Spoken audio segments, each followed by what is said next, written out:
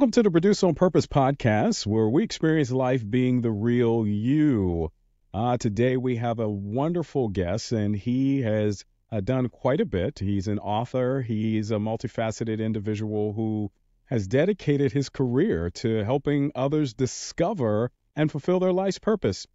As the host of Inspired Stewardship podcast, Scott shares valuable insights on personal growth, leadership, and effective stewardship of their time, talent, and treasures. Scott, it's so wonderful to have you on, and I just excited about having you on to this Produce on Purpose podcast. How are you today? I am doing fantastic. Thanks for having me. I'm so excited to be here. Yeah, so I'm just excited to be able to talk a little bit about your journey and kind of how you've gotten to where you are. I know you have extensive experience as a coach and have done some great things on your journey. So if you could give everyone a good feel of how your journey began and how you ended up where you are at this moment. Sure. I can kind of go back in time a little bit and kind of catch people up. So back in the day, I actually went to college with the idea of I was going to go into medical research. I wanted to become an MD and then PhD and kind of do medical research. I have a couple of undergraduate degrees in sciences. I started doing research work, was thinking about going back to graduate school, and kind of figured out that really doing medical research was more about chasing grant money than it was about doing research. And the whole reason I wanted to do the research was to help people. So that was always kind of something that I've had as a driving force in my life, is trying to help other people. So I pivoted and went into kind of the family business, which was school teacher. My mother had been a teacher. My father had been a teacher. He was in business by the time I was going to college, but he'd started his careers as a teacher. And so I knew I could do that. So I kind of pivoted into school teaching. Did school teaching for 16 years. I taught pretty much every science that they offer in middle school and high school in the state of Texas, except earth science. I don't do rocks. I can do anything else. No geology. No geology. Weak on meteorology, but the other stuff I'm pretty good at. So did it for 16 years, loved teaching, enjoyed pouring into the kids. I was always kind of not the teacher that just stood up at the front of the room and said, okay, let me lecture for an hour and then, do the questions at the back of the book. We for one thing, I taught science, so that's a little bit more active kind of teaching anyway, but I was always a real Socratic teacher who kind of engaged with the kids in that way and did a lot of questioning and probing and getting them to think and produce and do things, weird things, things that weren't necessarily typical to the classroom. Eventually, I kind of burned out on teaching. Anyone who's been around teachers knows that that's a pretty thankless job. You don't get paid a lot. You work really long hours. It's emotionally draining. There's a lot of stuff that you have to do that isn't the fun stuff, like teaching the kids. It's, all the paperwork and the busy work and all of that stuff. Mm-hmm. So I pivoted. I left teaching. I kind of went and did a few other things for a little while I was trying to kind of figure out what did I want my next phase of my life to look like. And I was invited by a friend of mine to apply for a job for a company called Educational Testing Service. Mm-hmm. So I left teaching and I went to writing tests for a living. In the words of my students, I joined the dark side, Truth was, though, it was really even there, the testing that I was developing, I was always working on it with the idea of, these are ways of actually, believe it or not, testing is a way that actually helps kids and helps classrooms and helps schools. I always joke and say that the testing part is good. What the politicians do with it isn't always so great. But, the testing part serves a purpose. Right. And so I was doing that. I kind of worked myself up in that company, spent 11 years with them, worked myself up into a senior position. In the meantime, on the personal side, my wife and I had gotten married. We'd had a child. We'd gone through a really difficult time in our own life and our own finances and kind of that. We nearly divorced because of finances. I was suicidal because of finances. And we kind of turned that around and began and had decided, we're going to get out of this mess and we're going to do it together. And we kind of worked together to turn our life around financially. So by the time I'm kind of getting to the end of my career, I also was starting to get asked by people, hey, can you help me with, my money? Because y'all figured it out, come help me.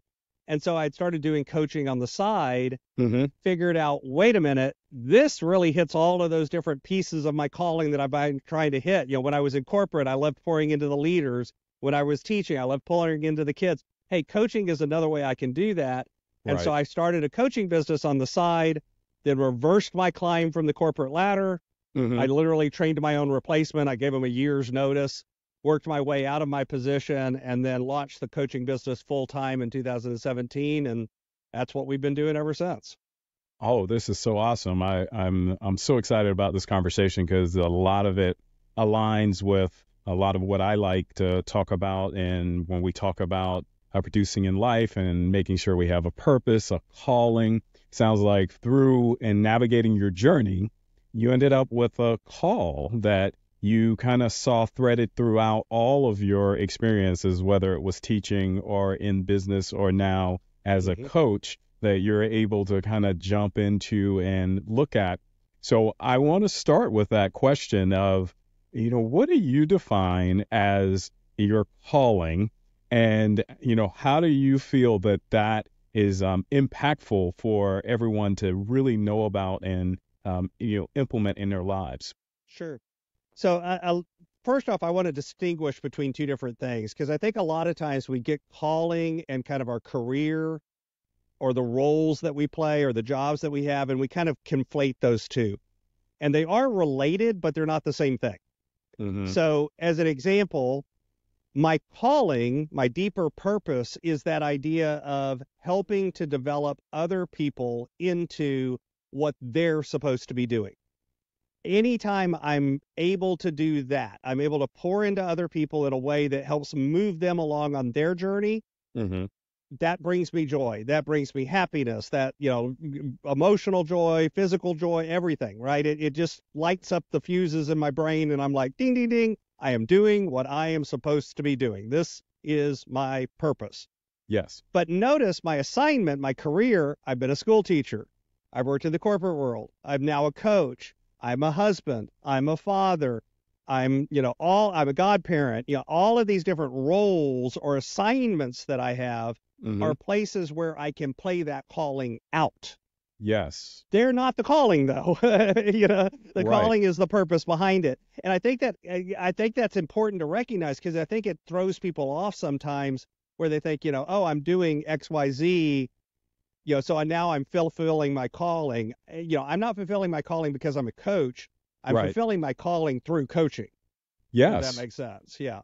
Yeah, it's like different expressions of that same calling or purpose, and you're able to, as you're on your journey, to be able to start seeing that work out as you go through the process and being able to identify that. So, how do you make sure you identify that particular call that you have in your life versus the expression or the role that you might be playing? Because I know I've kind of gotten in that space before where I'm starting to identify with my job instead of really identifying with that call that I have in my life.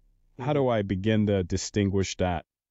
That is hard. And it is, I think it's something like you said that we always run into periods where we can kind of fall into that and start thinking of that way. I don't think that's unusual at all. And part of it is stepping back another layer. It has to do with intentionality. It has to do with actually spending the time and energy to stop and think, to put some white space in your life. I think so often we're so busy doing, running from this thing to this thing to this thing, got to drop the kids, got to go to work, got to do this, got to do the dishes, got to do the laundry, got to,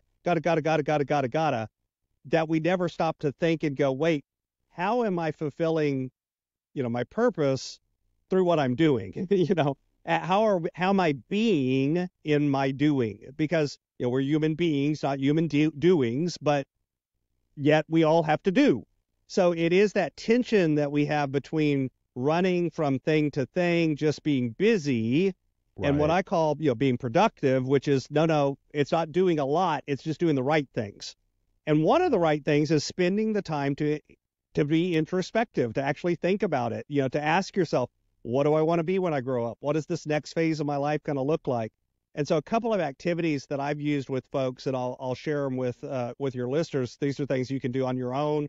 You Hmm. can do it with a coach. You can do it with somebody else. One is what I call a looking backwards activity. This works a little better for those of us that have a little bit of gray hair. It'll work for anyone, but it's a Yeah. little easier if you got a little bit more gray hair. So what you do is you sit down and literally just start brainstorming everything you've done, all of the roles, all of the assignments. This isn't just about jobs. This can be volunteer. This could be being a father. This could be being whatever, right? All of the stuff that you do. Just write that down in a column. Then in the next column, write, what do I love about it? And just begin to, what do I love about being a husband? What do I love about being a father? What do I love about my current job? What do I love about the job I had 10 years ago? What do I love about that thing I did in high school? Whatever it is, okay? Be as broad and expansive as you can and write as much as you can. This is about producing information. Right. And then in the last column on the piece of paper, write, what did I hate about it?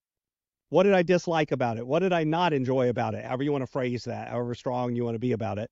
Yeah. And then just begin to brainstorm all of the negatives.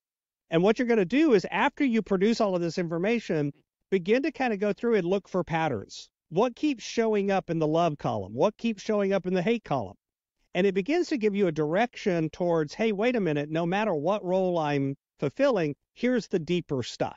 Here's the stuff that keeps showing up. Here's the stuff that keeps bringing me joy. Here's the stuff that keeps giving me energy. So the other activity is a looking forward activity. This works for anyone again. So here's the scenario.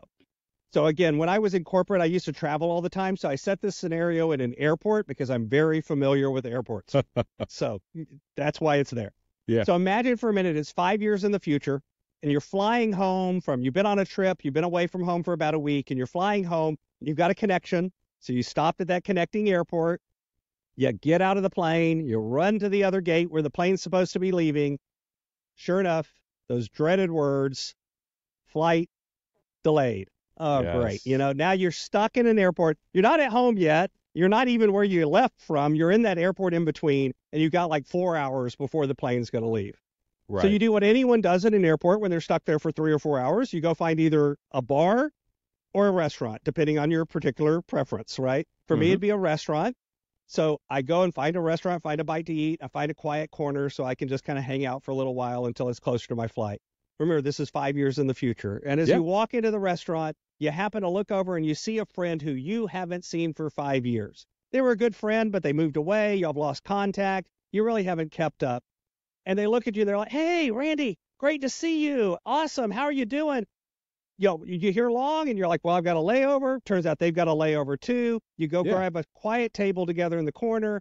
Your friend looks at you and says, man, how have the last 5 years been treating you? Right. And you answer, this has been the best 5 years of my life because. That's nice. Now, the activity is ...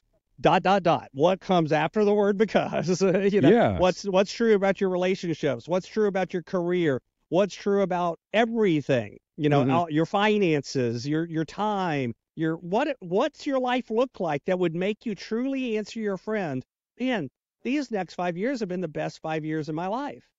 Yes. And so between those two activities, what you can do is start to see bubbling up what's your actual purpose as opposed to, what role am I playing today?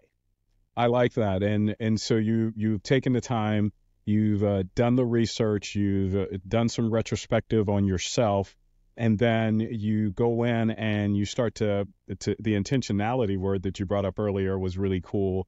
You start to bring up intentionality of what you are looking to do and where you want to go.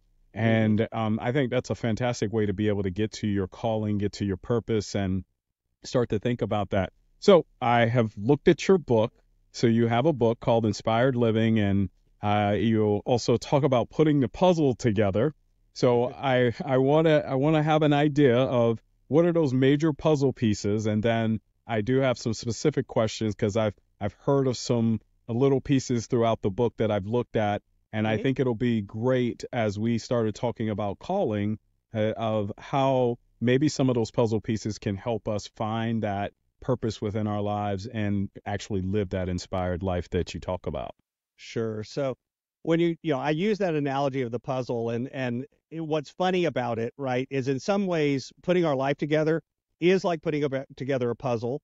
Only sometimes the box cover changes, what the image is on the cover of the box, and sometimes there's pieces missing, and sometimes somebody throws some extra pieces in your box, Right. because our life is dynamic, right? So yeah, I don't know about you, but I've had some periods in my life where it's like somebody's adding pieces. I don't know who's doing it, but there's some extra stuff showing up, and it's not me. Exactly. And sometimes in a good way, sometimes not so great, but it happens. So, the idea is to sit down, and again, it's about that intentionality word that I used earlier, to start to identify for you what are the keystones. And, I run things through the lens of stewardship. So I think about things in terms of time, talent, and treasures. Hmm. So for me, there's a financial piece, there's a productivity piece, or a time, how am I spending my time piece. And then, of course, the talent piece is more mindset and belief and communication and, those leadership, those sorts of soft skills is what they call them, even though I hate that word because they're really not soft, but they're more people oriented skills than they are numbers and things on a piece of paper skills. Right. So when you start thinking about those areas of your life, how am I spending my time? Am I doing the things that I really should be doing? Am I just busy and filling my calendar with stuff that really doesn't matter to me? Hmm. Same thing for money. Am I running through here and running and gunning and chasing money just for money's sake? And Right. and what money do I have? How am I using that money, not just for me, but to further, others, to take care of others, to serve, that kind of thing. And if you think about it, Zig Ziglar talks about the wheel of life and as the 7 areas of life, spirituality or faith, and then as career, it has finances, as relationships, as kind of fun or recreational activity, all of these different components of your life. Hmm. You can think about it that way. The reason why I like just time, talent, and treasures is because, quite frankly, they show up in all those other areas. Right. If, for instance, if you're dealing with your money, if you're married and you're just trying to run your money and, you run your money and she runs her money, you probably got some communication things. You've got some stress things. It's going to affect other areas of your life. Hmm. Are y'all coming together and able to, even if you're keeping separate bank accounts, but are you in communication? Are you on the Right. same page? Do you have the same goals? So money touches all those areas of our life. Same thing for time. How we spend our time touches our health. It touches our wealth. It touches Hmm. our, all of the other areas. So kind of looking at those pieces, that's why those are the 3 that I talk about in the book. Hmm. It kind of lets us begin to frame the puzzle, put the edges together, so that then Right. we can fill in the middle. So now I want to jump into some of the pieces that you have put in the book. And one of the areas that stood out to me was this thing you called the habit loop. And Mhm. you talk about how you can hack this habit loop. So explain the habit loop a little bit, and then also give us a key glimpse into how we can hack that habit loop that we sometimes run into. Sure. So this is actually research that's done by a gentleman by the name of Charles Duhigg. Hmm. If you've read Atomic Habits by James Clear, he takes some of Charles's work and some other people's and kind of puts it together in that. Both, by the way, Charles Duhigg, his book is called The Power of Habit.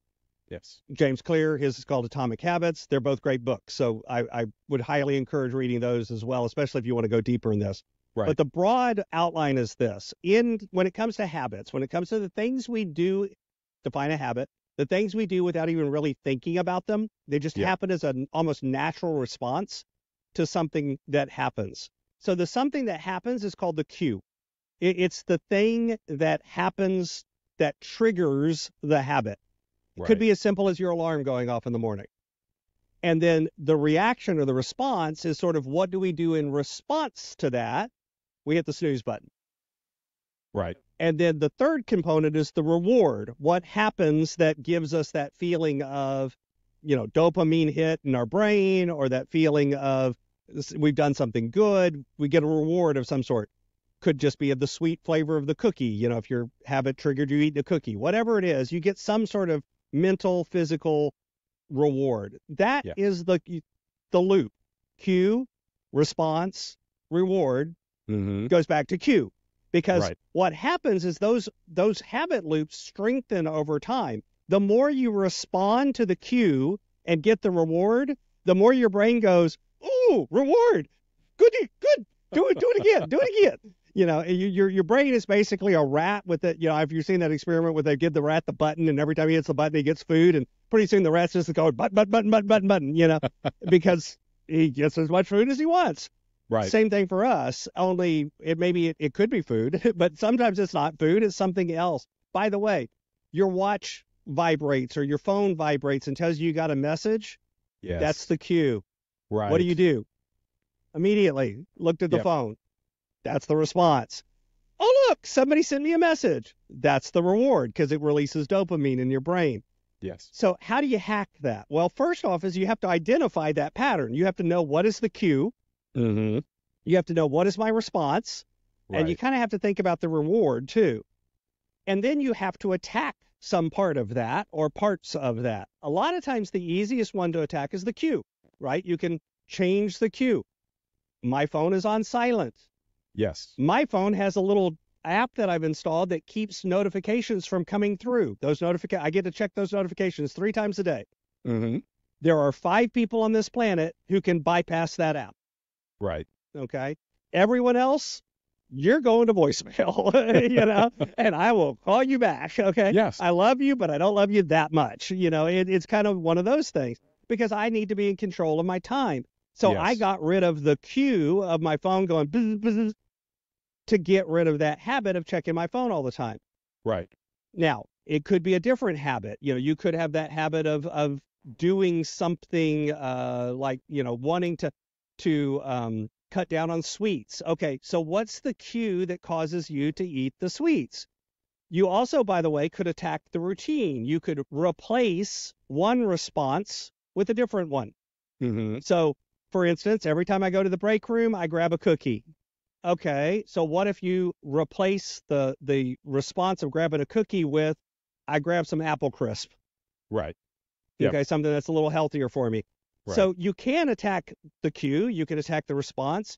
The reward you can also attack Mm-hmm. by pivoting and trying to find something else that gives you a reward or a different reward or depriving yourself of the reward. Now, again, Right. depending on what the habit is and what the reward is and what the cue is and what the result, different ones are easier to attack for different habits. But Yeah. that's how you can begin to kind of dissect, break it down, and re-engineer what's triggering these habits.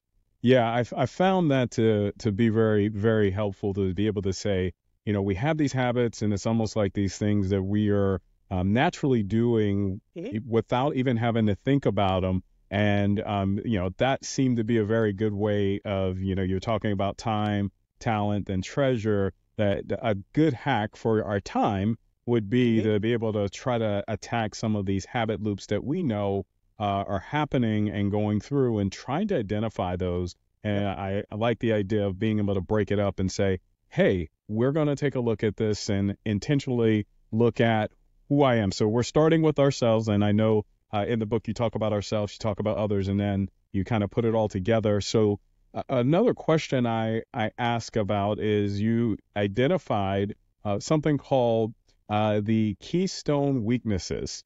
And so, what is a keystone weakness, and why should that be important to us as we are looking at trying to make ourselves better? So, keystone habits and keystone weaknesses are kind of related to each other. So earlier when I was talking about money as an example, I was talking about the fact that attaches to every area of your life, right? It affects your relationships, it affects your career, it affects your health, it affects everything. That's the same thing happens. So what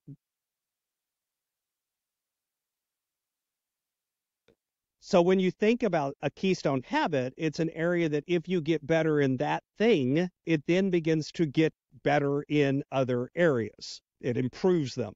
Same thing. Now, if we reverse that and kind of look at it the other way, same thing happens from a weakness standpoint, meaning if there's a particular area in your life that you're not super strong at, well, shoring it up some, a lot of times, especially if they're keystone ones like time, money, these sorts of things that affect Hmm. all of the areas of your life, Yeah. it then begins to spill out and either drag things down or build Right. things up. Okay. Either way, right? If Yep. we improve, they go up. If we improve. Now, don't get me wrong. There's also this idea of working in our strengths versus working in our weaknesses. And I do actually agree that we need to work in areas that we're strong in. And, that tends to be the area where our calling and our purpose and these things show up. It tends to be in areas of strength.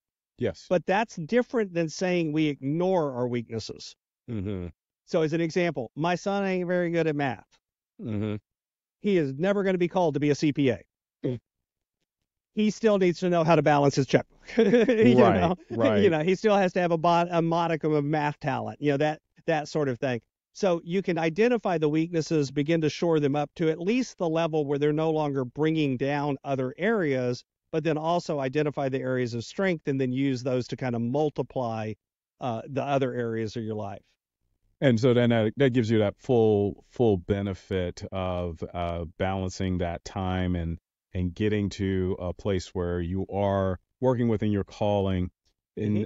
In another area that I'm is dear to my heart is a lot of times we give our energy to different places, and you talk about our energy management and what that looks like. How does that fit within us working with the time and then moving into a place of where we start to talk about our talents? Yeah, I think for a lot of us, we think about, and I've used the expression brings me joy several times when I talk about my calling and those things that I'm supposed to be doing. I actually really, more often than not, I use the phrase brings me energy or gives me energy. Right. Because for me, at least, that's a measure of what I mean when I Hmm. say it brings me joy. So Yes. as an example, there are calls that I get on with clients, and we have an hour-long call. I get off of that call, and it's like, man, bring me 5 more of those. Yeah. I am ready to go. Yes. There are other calls that I have with clients, and it's like, okay, I need a nap now. Yes. And it's not Right. necessarily a good or bad thing. It's just the energy of the interaction.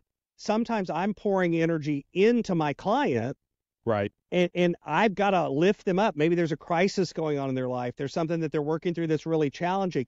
And I'm pouring energy into them. I get to the end of the hour and it's like, I need a nap. I am tapped. Right. And then there's other times where it's more like, no, they're firing on all cylinders. Everything's going right. I'm still pouring energy into them, but that energy is also coming back to me and kind of multiplying and giving me even more energy. And that's the ones where I get off the call and I'm like, dude, yeah, let's do 5 more of these. This is awesome. Okay. By the way, those could be the exact same client, but 2 different points in time. Yes. So it's not a Right. person thing. It's an energy thing. So Right. that's why I tend to look at energy for things. So like, for instance, with your time, when you're examining your time and you write down everything that you're doing during a day, go through Yes. it and begin to identify what are the tasks that give me energy? What are Yes. the tasks that take energy away? I didn't say people, I said task. Though you can do it with people too, but that's a different conversation. Begin to work down that list and think about what is it that's giving me energy? What is it that's taken away from my energy? And now don't get me wrong. There's a certain number of tasks that you have to do just because you're a human being and they got to get done and they don't give you energy. I Right. don't know very many people that go, woo, laundry. Yeah. It does not very often, right? Right. It tends to be that's just a task that you got to do because you don't want your clothes to stink, so at some point you got to wash them. Right. But there even still in the greater scheme of things, you can begin to identify the things that are pulling energy from you and giving you energy. You can do that in your time area. You can do that with money. You can do that with talent in terms Hmm. of the activities that are falling into those times. And that's another way, by the way, if you go back to, I gave you 2 activities earlier. This is another Yeah. one that can help you begin to bubble up. Where am I spending my time? Where am I spending my money? Are they the things that I should be doing? It's kind of a self-check for, am I filling up my calendar with a bunch of stuff that probably Yeah. doesn't belong on my calendar? Does it bring you energy? That's a Yeah. question you could ask yourself. Does this Does bring it me bring me energy? energy? Hmm. I love it. So I also wanted to dive a little bit into talent. So we talked a lot about time, and so you have a portion. You said there's a little secret about talent in the book, and you said you had a presenting problem or a presenting issue. And so if you want to kind of give us that little secret about talent that we may want to think about when we talk about that presenting problem or presenting issue that's there. I think a lot of times, and again, I taught myself a stewardship coach, work at Time, Talent, and Treasures. Hmm. And most of the time, people do not come to me and say, hey, I need help with talent. What they do is they come to me and they say, hey, I don't have enough time. I don't have enough money to do whatever I'm supposed to be doing. And they present the problem on the surface as I don't have enough time. I don't have enough money. In a way, that's the symptom. Yep. That's not the real problem. The Right. the problem is usually deeper than that. And Mm-hmm. it usually involves things around our mindset. It involves things around limiting beliefs. It involves things about habits that we've built up over years. Sometimes habits that we had from childhood because we saw Right. mom and dad do something a certain way. Well, that must be the way you do it, right? And so you do it that way your entire life, and you never stop to think, is this the best way to do this? Right. So it's the problem that is presented is often not really the problem that's the real problem. So Right. as an example, I went in, I've gone to the doctor, boy, I have low energy. I've got this stuff going on. I think I need, some medicine or something to help me. Maybe I'm getting sick. I don't know what's going on. Oh yeah, we need to do a sleep test. I'm sleeping fine. It's like, Right. no, you're probably not. And so then they do the test. They find out, oh, I have sleep apnea. Yeah. Oh, okay. If I use a little machine at night, I'm not tired the next day. What do you know? So the real problem there was the sleep apnea. The symptom was the tiredness. Same thing Right. happens in our life around time and money.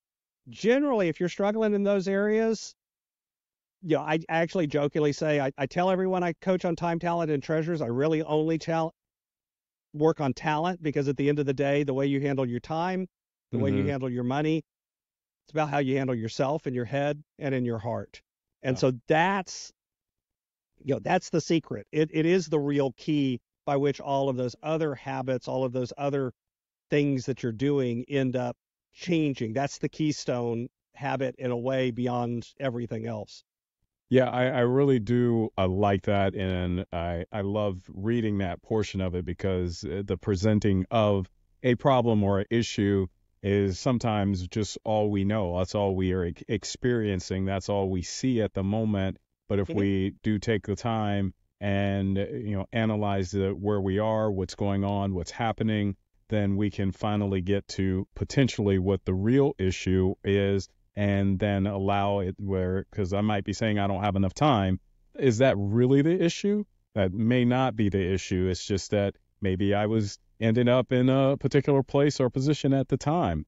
So I Mm. also know that, hey, I won't give away any more of too much of the book, but you talk about something that I really love to talk about, and it's because I'm in software. And one of the things that we do in software is that we know that software, number one, is never finished. And then, secondly, as we're building software, we have found that humans are horrible at estimating. So I always tell my wife, I'm like, hey, see, when you're going to be home? Oh, I'm going to be home in 15 minutes. Really, when I know it's probably 25 minutes, I'm just bad at estimating. So one of the things that we've done in software to help with that is we have this thing called an agile process or Mhm. iterative process. And you talk about two areas, is both iteration and alignment. You don't have to give away everything, but I do believe it's a part of our life living. How does iteration really help us get to a place where we are maximizing our time, our talent, and our treasure, and our calling? And how does alignment fit within that? Sure. So again, going back to the beginning of, I use the word intentional and it's going to show up again. Part of having an inspired life is having an intentional life. And the idea there is a life unexamined, you just kind of drift around and move from place to place and, whichever the way the wind blows you, that's the way you go. So what I propose instead is a cycle or framework or an iterative process of first you sit down and you make a plan. Write it down, budget your money, budget your time, plan your next set of activities, whatever it is. So you make a plan, then you execute on the plan. In other words, I said this is what I was going to get done today. Now I'm going to try to get that done today. And then you need to review, which means, did I get it done today?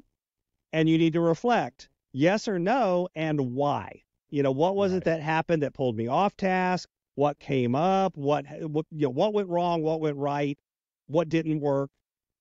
Dissect it. So it's plan, execute, review and reflect, and then revise. Okay, what would I do different? Yeah. And then repeat, meaning Yeah. now you plan the next day, right? I'm going to do this tomorrow. And the idea is that you keep running these cycles And you could do that at a daily level. You do that at a weekly level. You could do that monthly, quarterly, annually, every 5 years. You can, it's like Russian dolls, right? One stacks inside of the other. You can keep scaling this up or scaling this down depending on what you're doing around your money, around your time, around other areas of your life, and begin to incrementally improve. The idea is a lot of times we try to make things change by just, knocking the ball out of the park, hitting the Yeah. home run, make Mhm. everything better today. Guess what? Almost never works. Right. So instead, I'm trying to come up with a way that you can just incrementally improve, and you get a little better and you get a little better and you get a little better and you get a little, and yeah, you're going to have days where you go backwards. Mhm. Okay. That's not the end of the world. And then you're going to have days where you go forwards. Okay. That's good. And the alignment comes in with, again, as part of that review and reflect kind of period, you're also thinking about, hey, not only did I get done what I was trying to get done today, but Mhm. were they the things that were the most important things? Were they the Right. things that actually were moving me the direction that I wanted to go? This is where, you can do this at a higher level and say, that 5-year thing that we did earlier, this is Right. where I want to be in 5 years. Okay, is this moving me that direction? Yes. Alternative question, is the things I'm doing today making tomorrow easier, or is it Ah, making it harder? yes. Okay, same thing with money. Is the way I'm spending my money today making my life easier tomorrow, or is it making it harder tomorrow? So one Mm. of the things I found is a lot of times the things that feel really good in the short term Right. cause long-term problems, and the things that are hard in the short term cause long-term rewards. So Yes. sometimes you got to suck it up, and do the thing that, you got to not eat the extra serving of ice cream. You got to push the back from the table. You got to do those things that they're not fun. They're not easy in the short term, but in the long term, go for that extra lap around the track, whatever it is, Yeah. and show up in your money, your time, and your health, or whatever area of your life, so that over the long term, life gets easier instead of getting harder. Because again, that incremental process, it always stacks upon itself. So if Right. you're adding things that are making life harder, it now gets harder to fix the fact. It Yes. stacks upon itself, and it's just going the wrong direction. If you're doing things that make your life a little easier over the long term, those stack as well. That is actually very, very cool and awesome to be able to think about the that iterative process, the alignment, and really asking yourself some of those questions we talked about. Whether it was, what do you love? Is this giving me energy or not giving me energy? Is this actually making my life easier? I like the one about, is this making my life easier? I think everyone should think about that. What I'm doing right now, is that going to make it easier in the future in what I'm doing? And I believe that when we begin to frame everything in that way, then you do have a great alignment and you begin to produce on purpose. So at this moment, I'm going to ask you a question that I hopefully you'll enjoy, because now you get to say, all right, I know all of these things from my journey. I know all of this great information from my book. I want to give just 3 solid pieces of information for anyone to be able to take away. And you could either think of this of you talking back to yourself when you were just about to get out of high school. What would you tell yourself in that moment? Those 3 things that would be the most beneficial, as you feel now that you've learned through your life journey and you've written a book and you've got a podcast. What would you tell yourself?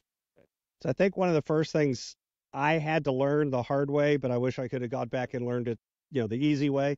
I'm not sure if I would have believed myself if I told myself, but anyway, that if I'm honest, I, I think the wisdom, right, is wasted on the young because they don't listen sometimes. But when I look at things, the recognition that all of this stuff is a journey, not a destination. So I think so often like a lot of us, I've chased the destination. I've chased where I want to be. I want to be married. I want to do this. I want to live in this place, as opposed to enjoying and leaning back and saying, no, the journey is actually the important part. It's the, how do I get there? That's what matters, not getting there.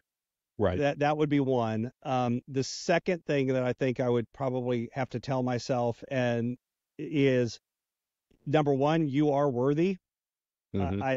I think for a lot of us, myself included, we have a limiting belief around ourselves, around our worthiness, around how somehow having to earn our worth. I have to prove to people I'm good enough. I have to prove to people that I'm worthy. Hmm. And just recognizing that no, I'm, you don't have anything to prove to anybody. You're plenty good enough. Yes. That would be the second. And then the third is kind of along that area of, when you have these things that come up, focus only on the things that you actually have some control over. Uh, I think a lot of times I've gotten distracted. Again, I don't think I'm alone in this, with the stuff that there I want it to happen, or I want to make it not happen, but the truth is I have no direct control over it. The only people I can control is me. yes. It's not people plural, it's person, and it's me. Now sometimes I can control my response to something, or I can Hmm. control what I do, or I can control what I say. Sometimes I should probably do that more, but you know how that is, right? We can control ourselves. We can't control other people. We can't control other things. And so even now, like as a coach, I really try to push people to, look at your inputs, look at the things you have control over. Don't look at the outputs. Right. If you're a business person, I want 100 clients. Well, you can't really control that, but you can Right. control how often you're making calls. You can control how, other things that you are doing that you have control over that Yes. do result in clients. So it's Right. just that idea of focusing on the things that I have in my direct control. I love that. And the focus on the journey, focus on our worth, and the focus on making sure that you're not focusing on things that are not in your control. Well, Scott, it has been fantastic. I've really enjoyed our conversation. I feel like we should continue to talk, but I think we're going to end it here. I'm going to ask you, where can people find you and connect with you and let us know more about what you're doing? Absolutely. So I actually put together a page just for your listeners. So if you Okay. go over to my website, which is inspiredstewardship.com, and then put in /produce, I actually have a landing page there. It's got some free resources. So some of those activities that we were talking about, as well as some other ones, you can get those there for free, have direct access to them. There's a place on there where you could find out more about the book, Inspired Living, my podcast, all of those sorts of things as well, if you're interested. Also a place if you want to have a chat sometime. I've got a place that you can set up a time and jump on my calendar, and I'd be more than happy to talk to anyone if anything in this resonated and it's something that you want to look at more. I'd be happy to chat with any of your listeners as well.